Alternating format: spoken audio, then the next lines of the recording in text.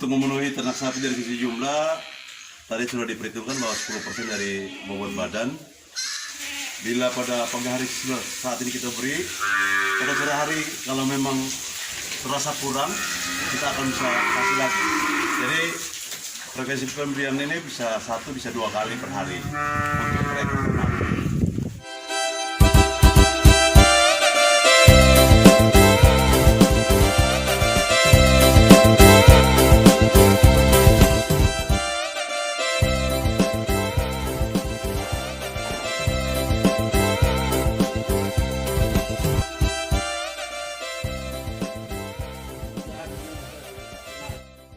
Kami akan menyajikan informasi ya tentang bagaimana sebetulnya teknologi pemeliharaan ternak sapi itu di NTT.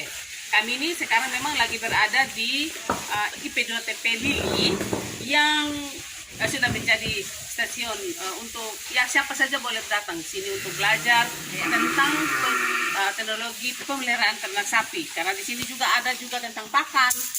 Segala jenis pakan ada di sini. Tapi kali ini kita akan fokus ya untuk teknologi pemeliharaan ternak sapi ini, karena di dalamnya kan pasti ada pemilihan sapi untuk kita pelihara itu yang seperti apa. Kemudian kita bicara tentang pakannya, kemudian kandangnya, kebersihan kandang, sanitasi dan sebagainya. Bagaimana dengan pengendalian penyakit. Nah, pertama itu kita mulai bicara dulu tentang bagaimana sebetulnya kok sapi-sapi ini jadi seperti ini yang dipilih. Karena memang dalam ketentuannya kan harus ada ya Ibu Debbie ya, ketentuan kita membeli ternak itu ya. Harus lincah, harus sehat, banyak kriterianya ya, harus jangan ada yang cacat seperti itu ya, supaya mungkin waktu kita beli itu kita juga sudah tahu ya, dia nafsu makannya seperti apa ya Pak Dule. Sehingga di sini ini kebetulan sekali kami ada di sini Pak Dule, ini ada berapa ekor ya di sini ya? 36 ekor. Nah, 36 ekor yang dipelihara tadi kita nanti kita akan lihat ya seperti apa di dalamnya. Nah, sekarang kalau kita sudah tahu tadi bahwa harus pemilihan sapi bakalan yang kita mau pelihara itu ya seperti itu tadi Ibu Debbie harus yang terutama dia harus sehat. Waktu kita beli di pasar kita juga harus teliti dengan baik ya, harus sehat. Tapi kalau lebih bagus lagi performansnya katanya mata semua kita lihat ya, kelihatan ya kalau Pak itu. Sama tinggi badan, panjang badan, lingkar badan. Tinggi badan itu biasa standarnya 1,5 1,10. untuk breeding. Kalau untuk pengemukan ya rata-rata berat standar itu 150 ya. Dalam pengemukan itu dalam jangka waktu 3 bulan sampai kita sudah bisa lihat ya. fungsinya sudah bisa dapat berat 250. Tapi kan berat awalnya bagusnya 150 ya. Umur Umur tergantung. bagusnya mungkin 1 sampai 2 tahun. sampai 2 tahun ya. Ini bilang 2 adik. Iya 2 adik. Jadi biasa bilang 2 adik. Oke. Tapi satu lagi Bu Nika yang paling penting sebenarnya dalam pemilihan ternak, kalau kita bisa dapat sejarah dari ternak itu sendiri, misalnya dari daerah mana, walaupun kita beli di pasar gitu, kalau dapat sejarahnya Artinya kita tanya lebih ya. bagus. Nah, karena kita akan mengetahui kondisi pakan di daerah asalnya dan kondisi yang ini akan lebih bagus ya. Oke. Sekarang ini kita mau bicara tentang pakannya. Yang jelas pakannya Ibu Debbie Pak Dule itu pasti ada campuran yang baik, perimbangan yang baik antara rumput dengan legum. Kalau memang yang lalu itu direkomendasikannya 60 rumput, 40 legum. Alasannya apa Ibu Debbie? Ya, Harus ada rumput. ya kita harus tahu ya bahwa legum itu kan punya kandungan proteinnya tinggi, kemudian rumput itu adalah seratnya ya, jadi harus combine antara serat dengan sumber karbohidrat atau dengan sumber protein. Ya. Jadi Ini buatnya sejak kemarin kan ini? Iya. Oke. cacah Sejak kemarin, kemudian dikasihkan hari ini diberikan yang 10% ya. Iya, tapi ini 10% dalam artian ini tidak ada batang, tidak ada brankas, tidak ada, ini sudah benar-benar 10% bisa. Kalau yang kasih hijauan di Yang baru dari potong, ambil. baru ambil itu kan ada batang-batangnya, Batangnya, tidak jangan dimakan dihitung oleh ya. sapi. Ha, Itu sebenarnya dan itu. Ada kalau hanya kasih rumput sendiri pun Itu kurang bagus kurang bagus juga. karena Jadi harus ada perimbangan. Jadi sudah ada kan sudah bisa dijelaskan bahwa memang sebaiknya itu ada perimbangan. Tapi bicara-bicara, kira-kira sapi ini kalau bicara tentang vitamin seperti apa menurut? ya, Di- vitamin di- pasti dibutuhkan, tapi vitamin ini sebenarnya Ya. sudah terkandung di dalam Di dalam pakan yang pakan, ada. dalam ini. pakan. Karena Pak teman-teman di sini juga untuk mineralnya mereka ini bahan ini sudah dicampur Sudah ada dengan semua ya. garam. Sudah sebenarnya terpenuhi ya sudah dari sini. terpenuhi. Ya, tapi ada yang bertanya kira-kira sapi itu berapa kali sebetulnya bagusnya disuntik dengan vitamin seperti itu? Bisa itu kalau ada itu bisa sebulan sekali. Sebulan sekali kan? Vitamin. Boleh ya? Boleh. Tapi sebenarnya di pakan sendiri itu sudah terkandung Tidak ada. semua Oh, di dalam jadi itu. Jadi Nah, prinsip dasarnya itu kalau sapi temukan itu kalau 3 unsur ini yang kita lihat Iya, sekarang, iya. 3 unsur ini yang tadi saya sebut itu protein, energi sama serat itu sudah terpenuhi, sudah tuh di Sudah, dalam tapi- itu sudah terkandung semua. Tapi bisa dilihat dari Nah, performance kenapa serat. itu apa tidak disarankan misalnya lamtoro, continue lamtoro itu sama seperti kita buang Ya, tadi kan makanan seperti yang- tadi bilang buang pemborosan. makanan yang itu. Tapi mubazir, dia tidak- mubazir ya. ya, dia tidak dapat serat. Tapi tidak. Nah, di dalam rumennya itu kan dia akan Iya. ini dia butuh serat, terus energi. Nah, dia hanya dapat protein sah. Jadi Oke. intinya, Makanya kadang-kadang kalau dikasih lamtoro itu, apalagi lamtoro yang masih muda ya, Ya. itu akan kelihatan dia akan mencret. Dan bulunya tuh Ya, bulunya akan juga berdiri semua. jadi intinya begini, kalau pakan itu sudah bagus ya, tadi ya ada sumber-sumbernya protein, sumber serat dan sebagainya, itu sebenarnya sudah bagus untuk ternak. Dan vitamin itu mungkin pemberian vitamin kalau saat tertentu ya, kalau dia dibutuhkannya begitu ya, dulu ya. Oh, ya. Dibutuhkan dan jika ada. Jika ada. Oke. Kalau macam kayak kalau breeding itu dibutuhkan pada saat kalau kita suntik vitamin itu pada saat dia melahirkan. Saat dia melahirkan. Nah, Melahirkan perlu kita saat bunting bunting bisa. Tapi Ini ada kayaknya hampir bunting sama dengan tidak. manusia ya. Iya, oke. Untuk memenuhi ternak sapi dari sisi jumlah, tadi sudah diperhitungkan bahwa 10% dari bobot badan. Tapi frekuensi pemberian pakannya itu kita lihat dari kondisi ternak mengkonsumsinya. Bila pada pagi hari saat ini kita beri, pada sore hari kalau memang terasa kurang, kita akan bisa kasih lagi. Jadi frekuensi pemberian ini bisa 1 bisa 2 kali per hari untuk mereka. Oke.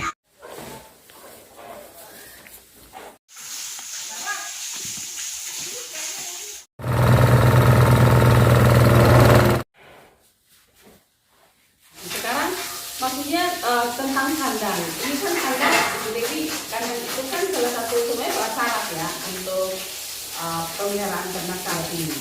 Nah, kalau di sini kita lihat bahwa ini kan terasa mewah ya. Ya, karena jangan heran ini kan instalasi. Ini kan sebagai stasiun untuk menjadi stasiun pembelajaran ke depannya. Ya. Tapi kalau di tingkat petani bagaimana? Apakah bahan-bahannya seperti apa? Pertama kan kita harus mengumpulkan sesuai dengan ketersediaan bahan lokal yang ada di petani. Jadi bisa kayunya dari kayu, besi-besi ini pakai kayu saja untuk dipalang, dan kemudian lantainya cukup kalau ada semen, ya masih bisa. Jadi di tingkat petani memang saya sangat jarang ya, karena kita terlalu keliling di petani kita di RT, kecuali untuk usaha sapi. Bahannya kan bisa mungkin untuk tiang-tiangnya bisa pakai kayu, mungkin dari kayu kelapa. Kayu pula, kayu gama, kayu kelapa, Bisa ya, atau gewang bisa ya. Gewang. Kemudian atapnya bisa juga dari daun kelapa, dari ya. gewang, Gewang. buah, Heeh. alam-alam. Apa lantainya bagaimana? Lantainya Ya tergantung petani. tergantung petani. Kalau Siapa memang modal mau- mereka? Tapi bisa misalnya lantai kasar gitu sebenarnya, tapi kalau ada juga yang masih dengan lantai tanah ya. Tapi yang penting adalah bahwa dia harus dibersihkan kan setiap hari. Ya. Cuma kalau kita lihat di Amarasis itu kan mereka kan tidak pakai lantai semen ya, mereka pakai lantai tanah, jadi tumpukan berangkas dari sisa-sisa makanan itu mereka indah di situ, dan itu juga Dipadatkan menjadi padat. dan akhirnya tidak becek juga ya, tapi semakin tinggi. Tapi sebaliknya kita anjurkan supaya itu dibersihkan, jadi itu jadi kompos langsung. Iya. Itu jadi kompos. Kemudian apa ya? Tempat pakan. Kalau di sini nih kita lihat ya di itu bagus ya. Tapi mungkin kalau di sana itu mungkin dari papan ya, dari kulit papan. Tapi itu butuh satu ekor sendiri kan gitu. Jadi mereka tidak berebut ya. Jadi dari kulit papan atau dari apa di palang saja pakai kasih ada rapat sedikit dari batang lantoro itu bisa. Batang lantoro juga bisa ya. Yang penting ada tempat makannya. Kemudian air minum pasti kita menggunakan ember ya setiap hari. Jadi air minum ini biasanya Pak Jeffrey satu ekor itu air minumnya itu berapa ember yang dikasih untuk satu ekor? Ember ini ukuran berapa liter ya? 20 ya? Itu biasanya berapa kali dikasih itu? Dia prinsipnya dia aktif itu setiap Yang artinya dia tetap stay di kandang, air minum tetap ada. Jadi terserah dia mau minum kapan Yang penting airnya tersedia. Kosong langsung isi saja. Itu untuk air minum. Yang jelas bahwa dalam kandang itu harus tersedia nih tempat pakannya, kemudian air minumnya tersedia. Tapi ada juga yang saya lihat ya, ada yang mereka menggantung itu garam batang. Itu sebagai sumber mineral. Mineral toh? Oke. Jadi Karena kalau dicampur di air ibu garam itu kalau dia tidak habis kan rugi. Lebih baik dia digantung. Sebab waktu dia kapan dia mau. dia itu dia tersedia. Tapi untuk biasanya dengan Pak J, biasanya berapa kali sehari seperti ini? Pokok 2 kali pagi dan siang. Pagi dan siang. Jadi memang karena produksi jadi dia produksi fesesnya kan ada terus sehingga harus dibersihkan ya. Tadi kita sudah lihat ada yang selain kandangnya itu juga ternaknya. Jadi Cuma ya ini biasanya sebenarnya sekali sehari ya, tapi teman-teman di sini memang karena semua fasilitas ada ya, kan ini pakai selang sendiri. Kemudian juga lantainya pakai semen. Biasanya yang memang kami tingkat petani ya, kalau lihat ya, kita memang biasanya mereka itu tapi kami bersihkan 2 hari, tapi 2 hari sekali kan. Ya, 2 hari sekali juga bisa, tapi karena di sini karena memang fasilitasnya tersedia, airnya ada. Tapi mungkin di tempat-tempat ini membersihkan kotoran yang mungkin tidak cukup ya. Iya. Kalau memang airnya tidak cukup untuk membersihkan sapinya. Karena ini kita fasilitas air yang cukup bagus, kita hanya penyemprotan seperti ini dan sangat mudah sekali. Kalau di tingkat petani ya, apalagi yang kesibukan mereka setiap hari masih mengerjakan yang lain, ini instalasi ya. Dia mereka masih kerja yang lain, kemudian waktu mereka terbatas ya. Tapi kita harus memberikan edukasi ke mereka bahwa sanitasi kandang ini sangat penting. Sanitasi kandang perlu ini kesehatan ternak kita sendiri. Yang berakhirnya sendiri pada peningkatan produksi ternak sendiri. Ini kita membersihkan setiap hari untuk kotoran-kotoran sapi yang tadi kita semprot cairannya, dan ini langsung kita punya tampungan ini kan ini tidak dibuang begitu saja, tapi dipergunakan untuk biogas, dan biogas ini kita ambil dari kotoran sapi yang ada di kandang. Kebetulan ini alirannya sudah siap di blisternya, cor beton yang sudah siap untuk menampung semua kotoran juga ternak sapi punya. Jadi itu arahnya ke sana, ke digester yang sudah disiapkan. Nah, itu permanen, Ibu. Itu permanen. Jadi tidak terbuang. Dan kita gunakan juga untuk biogas. Jadi penampungan untuk sementara kita lagi karena ada sedikit instalasi biogas ini agak terganggu, jadi kita dengan koordinator yang ada di sini siap memperbaiki untuk kita gunakan lagi biogas untuk bisa masak air panas, bisa rebus lain-lain, masak untuk kita makan. Jadi kotoran yang ada di sini, khususnya kandang individu ini kita gunakan untuk ke biogas. Itu untuk sekedar Bapak Ibu tahu bahwa tidak terbuang ini kotoran yang ada di kandang sapi. Oke. Jadi ini ditampung di sini kan diaduk lagi airnya keluar ke sana kan Pak Jeffrey ya? Ini yang disebut inlet, untuk bak untuk masuk inlet. Iya. Nah, Iya. hasil garukan. Jadi ini nih sudah yang bagian sana tuh bukan tanah lagi, itu pupuk yang sudah sekian lama tahun yang mengendap di sini kita garuk ke sana untuk lebih mempermudah ketika kita membutuhkan segala macam kan itu dekat jalan. Sehingga kita drop dengan trek ataupun auto pick up 4 roda atau kita pakai karung, adalah pupuk yang di sana. Oke. Itu pupuk semua itu. Itu yang kita pakai hasil dari biogas ini. Nanti kita bisa jelaskan yang di kandang nanti bagaimana caranya, kita bisa jelaskan. Sudah kalau di kandang itu kan yang hasil itu ya, hasil langsung dari itu kan jadi Ya. prosesnya alamiah di situ. Tidak ada ini kan. Dan di sana sudah jadi itu.